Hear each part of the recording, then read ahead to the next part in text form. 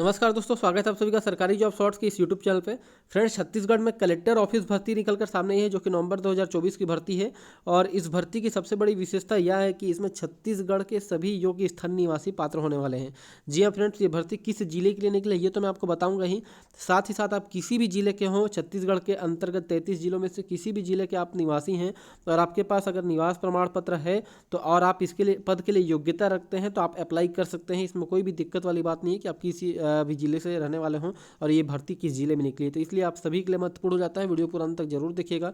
ये जो भर्ती निकली है उसमें पोस्ट का नाम आप देख पा रहे होंगे, जिला तकनीकी प्रबंधक यानी कि डिस्ट्रिक्ट मैनेजर नाम से भर्ती निकली है। और ये जो भर्ती है कलेक्टर ऑफिस में, यानी कि आपको कलेक्टर में बैठकर करना पड़ेगा। कलेक्टर ऑफिस से संबंधित कार्य हैं और इस भर्ती का पीडीएफ भी आपको मैं जो लिंक है प्रोवाइड करा दूंगा। तो वीडियो पूरा देखने के बाद आप कमेंट कर सकते हैं, कमेंट में आपको पीडीएफ का लिंक प्रोवाइड करा दूंगा। इसमें कोई दिक्कत वाली बात नहीं है, आप आसानी से पीडीएफ डाउनलोड कर पाएंगे।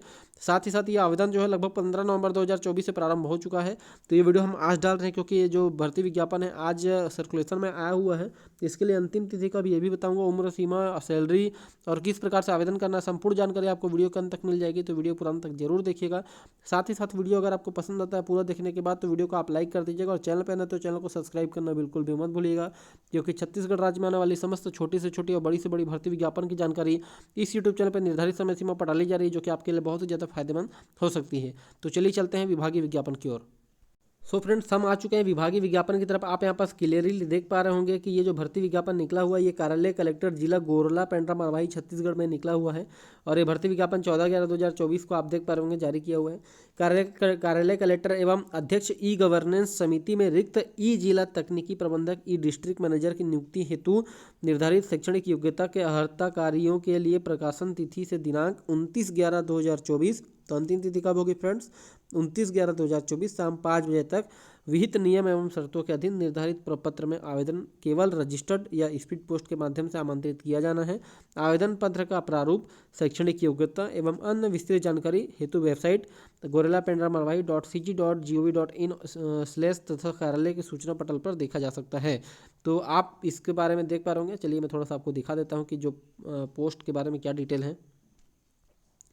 तो इसमें एक चीज़ देख लीजिए कि the candidates will send application, तो आपको एप्लीकेशन कहाँ भेजना है ये देख लीजिए।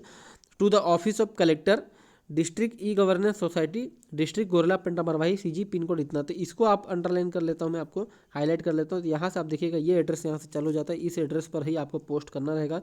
बिफोर 29/11/2024 यानी कि 2024 टिल 5 PM बाई रजिस्टर्ड या स्पीड पोस्ट के माध्यम से आपको भेजना है। तो इसे नोट डाउन कर लीजिए। पोस्ट देखिए यूआर के लिए है, अनरिजर्व के लिए है, तो ST SC OBC सभी इसमें अप्लाई कर पाएंगे।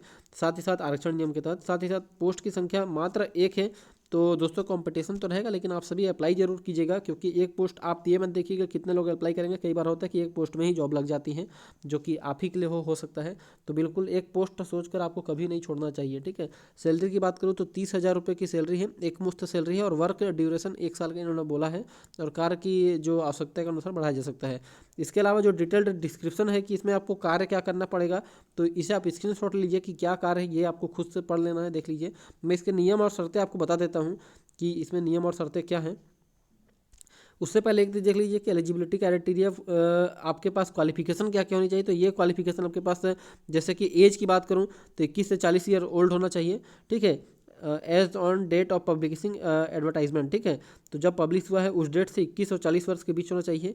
BE BTech होना चाहिए, या तो MSCA होना चाहिए या तो MSc होना चाहिए। ये जो सब्जेक्ट आपको दिख रहे हैं इसके अंतर्गत knowledge of English and local language of the state for which the candidate had applied, ठीक है। तो आपके पास इंग्लिश लैंग्वेज का और लोकल लैंग्वेज का जो है मूलभूत आधारभूत ज्ञान होना चाहिए। साथ ही साथ इन्होंने एक्सपीरियंस भी मांगा हुआ है 3 साल का। अगर आपने IT सेक्टर में कहीं काम किया है तो आप इसको लगा सकते हैं। सिलेक्शन प्रोसेस जो है आपके सामने है, आप इसे देख लीजिए कि क्या क्या सिलेक्शन प्रोसेस है। नीचे मैं आपको चार्ट के माध्यम से दिखा देता हूँ। एकेडमिक के लिए आपको 25 नंबर इन्होंने डिस्ट्रीब्यूट किया है। वर्क एक्सपीरियंस भी 25 बांटा है। यहाँ पर देख सकते हैं 5 साल के लिए 10, 7 साल के लिए 15। तो ये बहुत लंबा जो है वर्क एक्सपीरियंस इन्होंने डेट बांटा है। तो आप बिल्कुल घबराइएगा मत इसे देखकर। आप फ्रेशर हैं फिर भी आप अप्लाई कर ही दीजिएगा, इसमें कोई दिक्कत वाली बात नहीं। कई बार होता है लक साथ देता है तो हो जाता है, बाकी एक्सपीरियंस है तो बहुत अच्छी बात है। क्योंकि इन्होंने इंटरव्यू में काफ़ी अच्छा यहाँ पर रखा हुआ है वेटेज, तो ये बहुत अच्छी बात है। अच्छा इंटरव्यू अगर आप दिलाएंगे तो आपसे फ़ायदा हो जाएगा। इसके अलावा कुछ यहाँ डिटेल दिया हुआ है।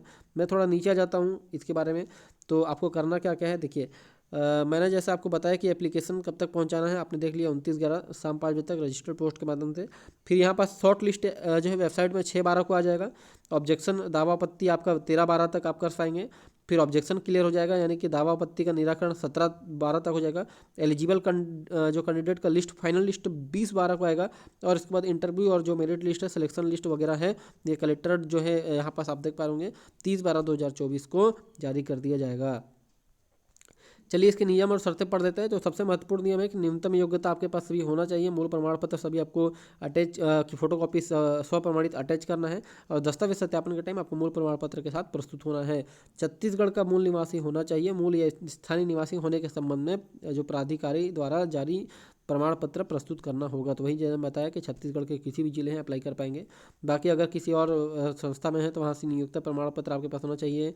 नवीनतम पासपोर्ट साइज फोटो होना चाहिए।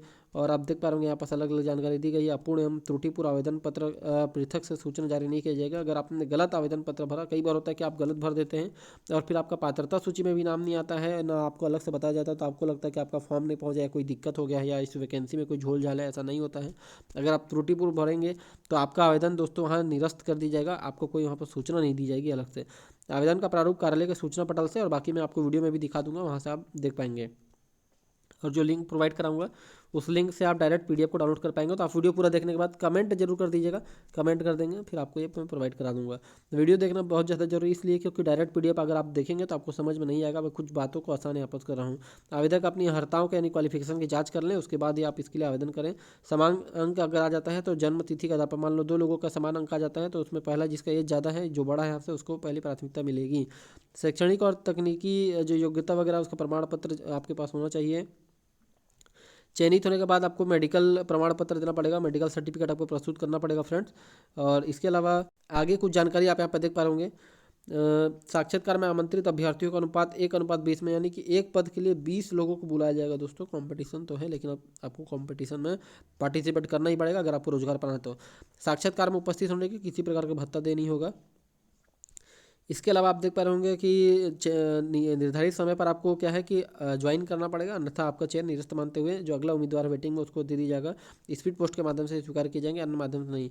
अनर्हताएं क्या क्या है, यानी कि आप डिस्क्वालीफाई हो जाएंगे अगर ये सभी, अगर आपके पास किसी प्रकार का आपने कोई जुर्म वगैरह किया है, आप अपराध में दोषी सिद्ध कराया गया है और किसी केस वेस में आप फंस चुके हैं तो इसके लिए आप हैं। इसके अलावा देख पा रहे होंगे अलग अलग चीज़ यहाँ पर दिया गया। 1 वर्ष के लिए दावापत्ति वाला प्रतीक्षा सूची जो है वो रहेगी।